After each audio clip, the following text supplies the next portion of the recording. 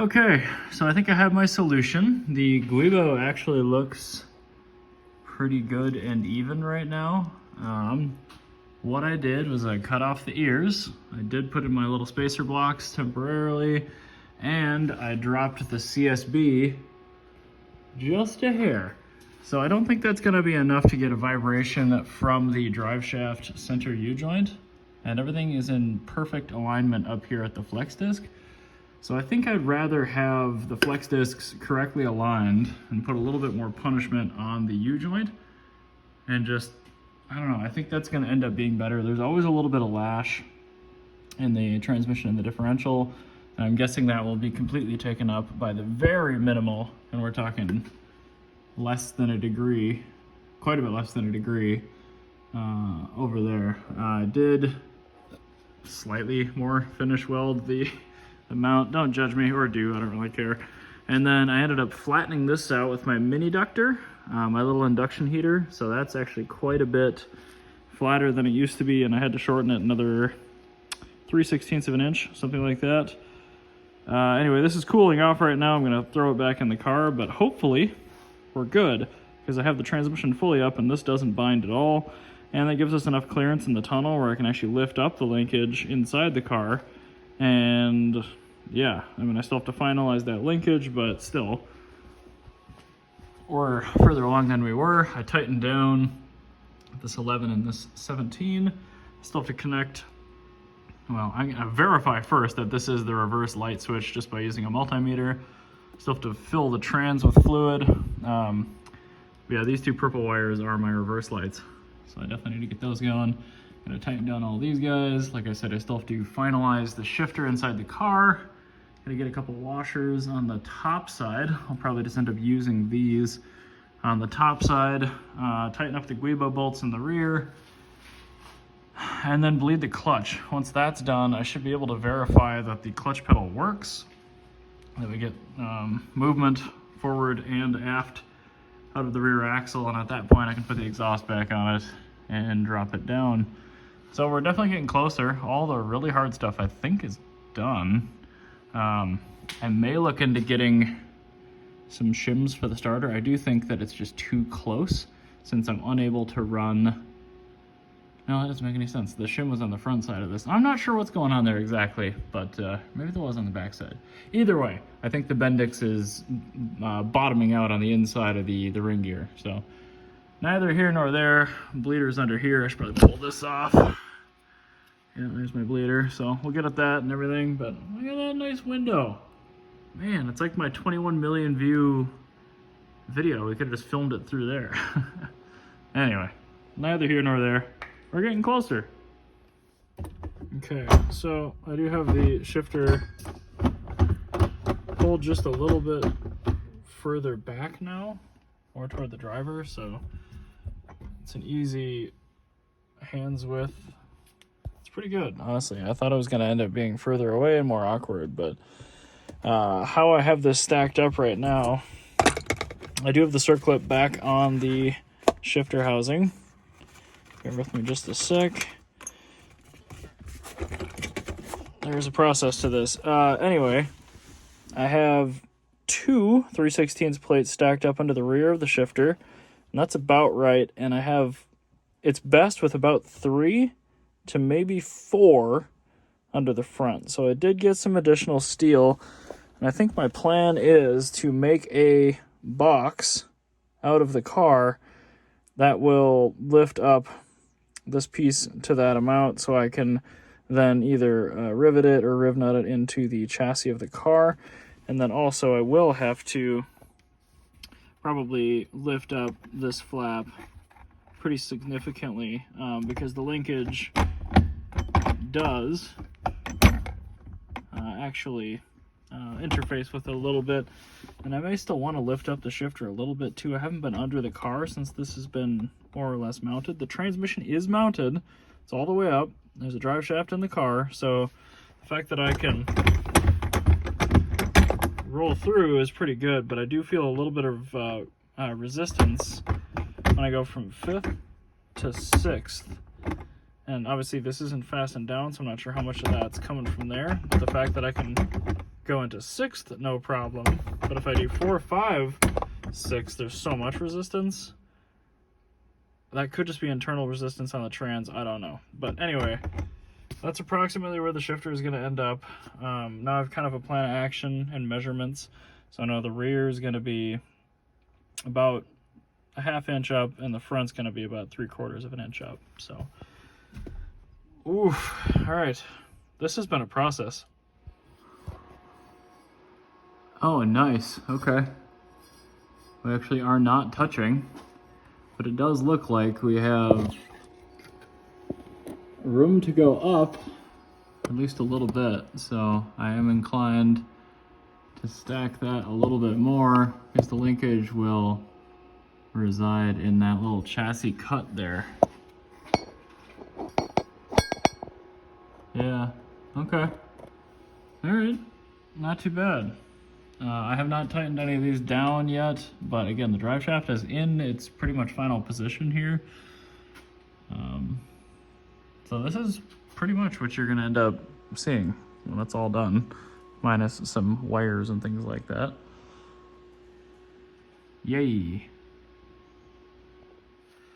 All right, so this was a little bit too short, and I realized they didn't have a flap on the bottom to rivet into the car. So I heightened it a little bit, and then there should be a line right there too. Whoopsie daisy.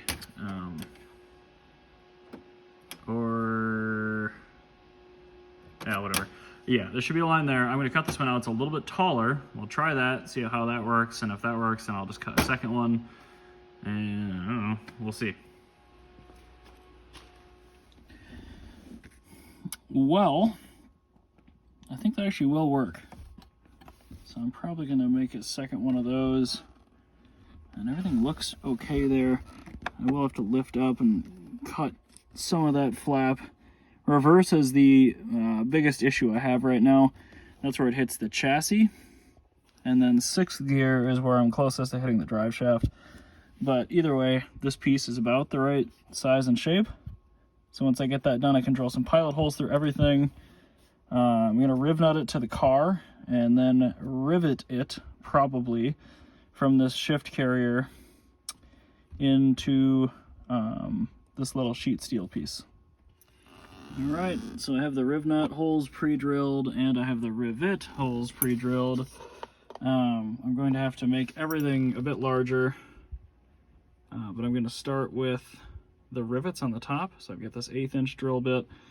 We'll get that going, then I'll drill the car out for the riv nuts, and then at that point I'll have to drill the base plate out a little bit to fit of course, fit these M6 screws. Let me get this piece back from the abyss. It's dropping the cell phone. Yeah. Okay, so the right side plate's in. Left side, I still need to measure up, figure out, do what I do. Let's see. All right, I got both the side pieces sort of in. It's actually really quite solid already. I did find that the old reverse lights were spliced in up here, so I'm actually gonna pull those through. And then the new reverse lights, I'm just going to feed those up into the cabin here, and then get some new crimps and splice them in right up here, because there's no sense in winding it through all the way forward and then back. So I do still have to make a front piece, but I'm gonna have to cut this piece out of the car first, and that is going to involve a cutoff wheel, I'm pretty sure. I don't know if I'm enough of a surgeon with the Sawzall to trust myself, especially when the linkage is right there. But yeah, that's gotta go. It's making the 2nd gear a little spongy. So first, second's engaging, but there's a lot going on there for bend. Well, not riv nutted in, obviously, but I do have fluid in there. It is not leaking at the master cylinder hardline, so lift the car up, open the bleeder, and see if we get fluid out of it. That would be great. We'll see. I'd say that's a really good sign. Unfortunately, I can't reverse bleed this style cylinder, but that's fluid. All right, we actually have a decent pedal, but you can see the master moving in there. So I'm gonna need to figure out a better mounting solution. And then also, I think I need to elongate the rod just a little bit that actually goes from the pedal into the master. I don't know, it's returning on its own though. I'm too chicken to try starting it right now because I have so many loose bolts under there, but that's something. Gonna need a little bit more. Shoot. Well, the drive shaft is fully tightened down.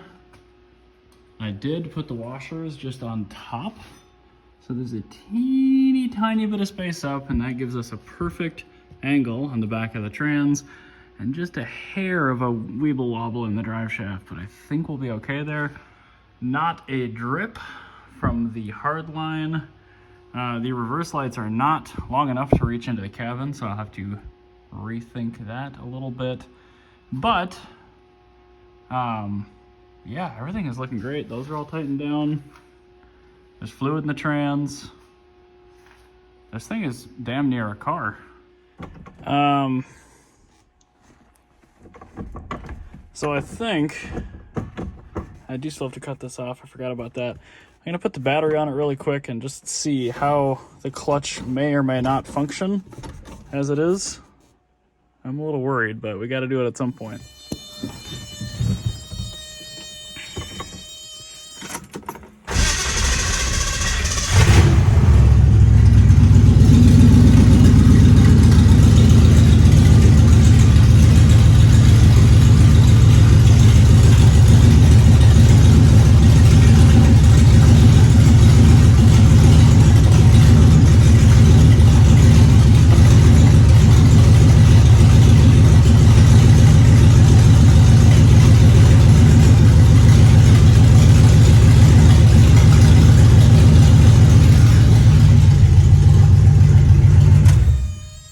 Clutch definitely needs more bleeding, but it's close. I've had no help. I take the key out. Terrible noise. I mean, that's better than I anticipated. Frankly, it did a little bit. Putting it in reverse, you could tell the synchro was doing a lot of the work. But yeah, there you saw it. The first actual motion of the ocean with the manual box.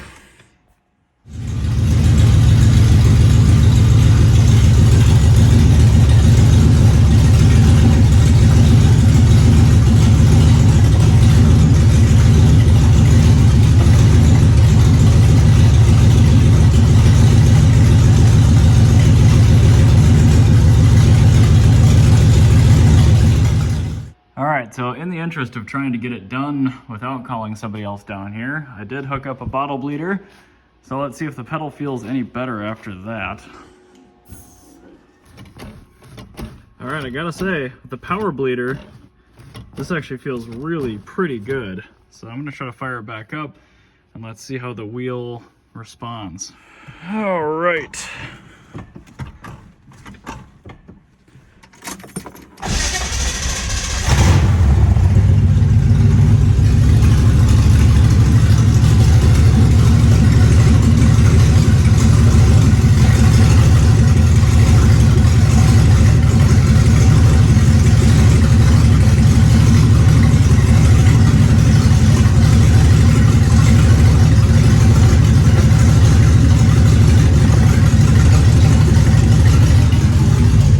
No, it's still relying on the synchros for sure.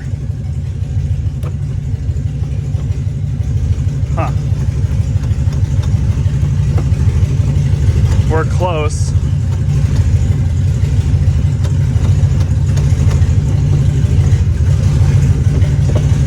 All right, if I like bury the clutch pedal. Yeah, we're really close. Not quite there though. So I'm going, okay, first I did bleed the clutch with 2 people. It seems like it's perfectly well bled. This rod right here Just seems like it's not quite long enough.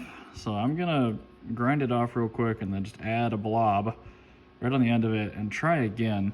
Because if you really hammer the clutch pedal, it disengages. So I'm gonna give that a go. Well, it's extremely hot, but let's see if that helped, maybe.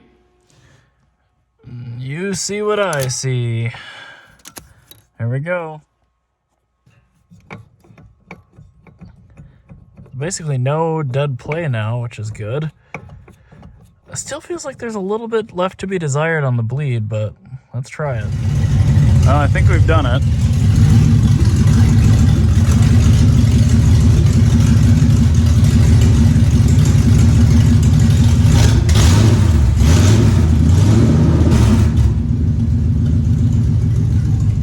Of course, this brake is hanging up so you can't see it, but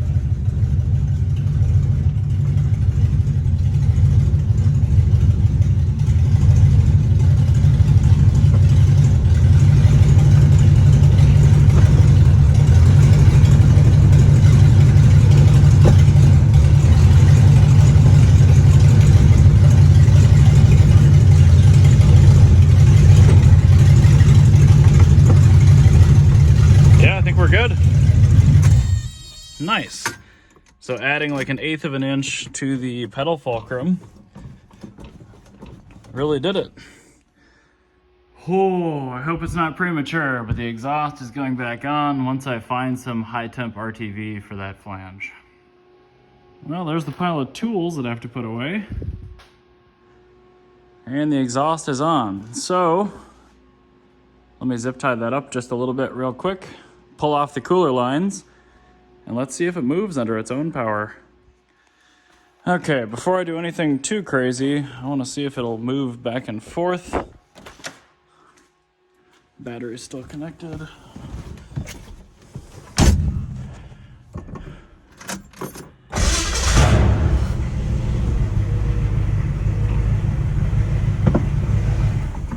Oh, okay.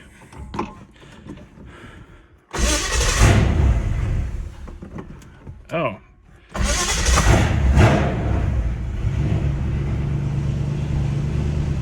I think it will, so let me open the door.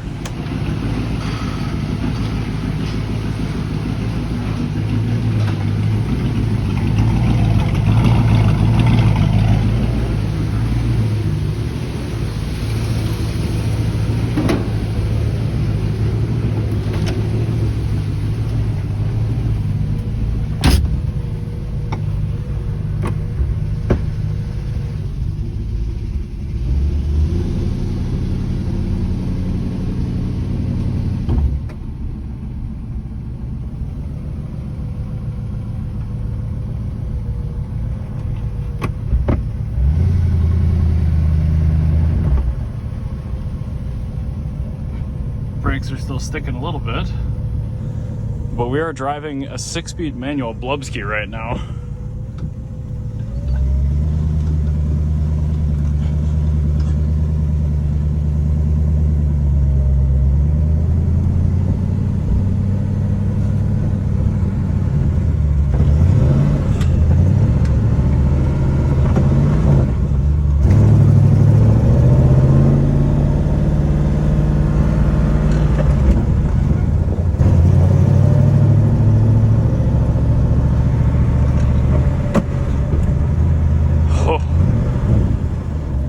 Yeah, I think I could go with a little more length on that clutch actuation rod. Oh, it's so nice hearing this engine without a bunch of like clinking and clanking. Oh, ice.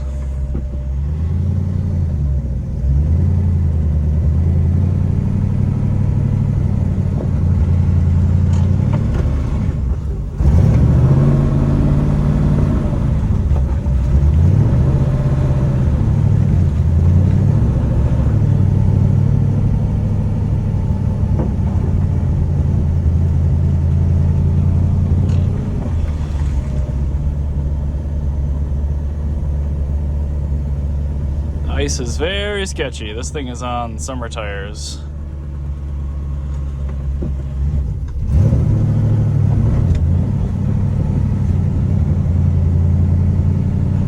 to look in the megasquirt. I think I'm probably missing an input, which happens.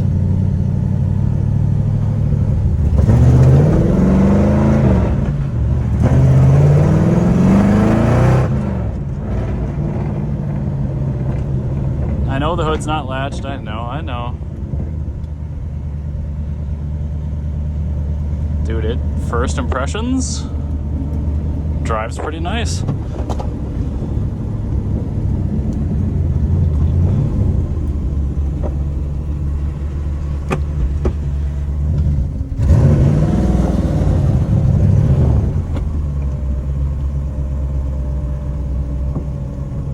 The lack of EFI tuning definitely was better with the auto.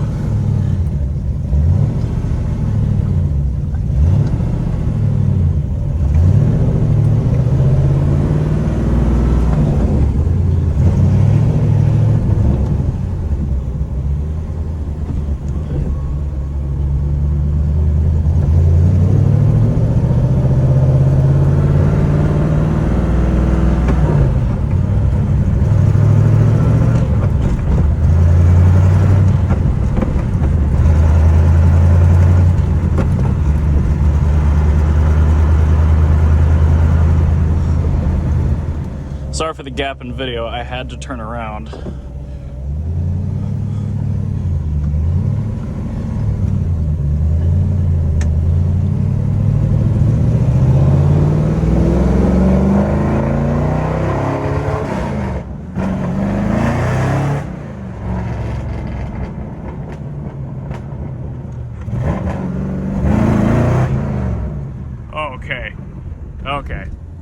Okay, that's pretty fun. That's pretty fun.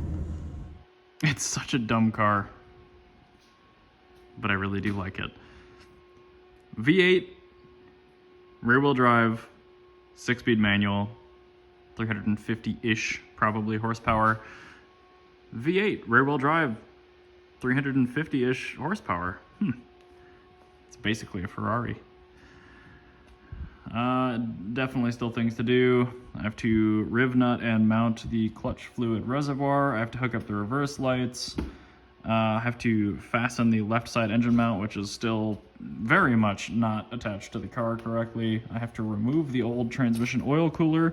I did pull the lines off before the test drive, but that cooler is still good, so I'd rather not have a bunch of crap get in it.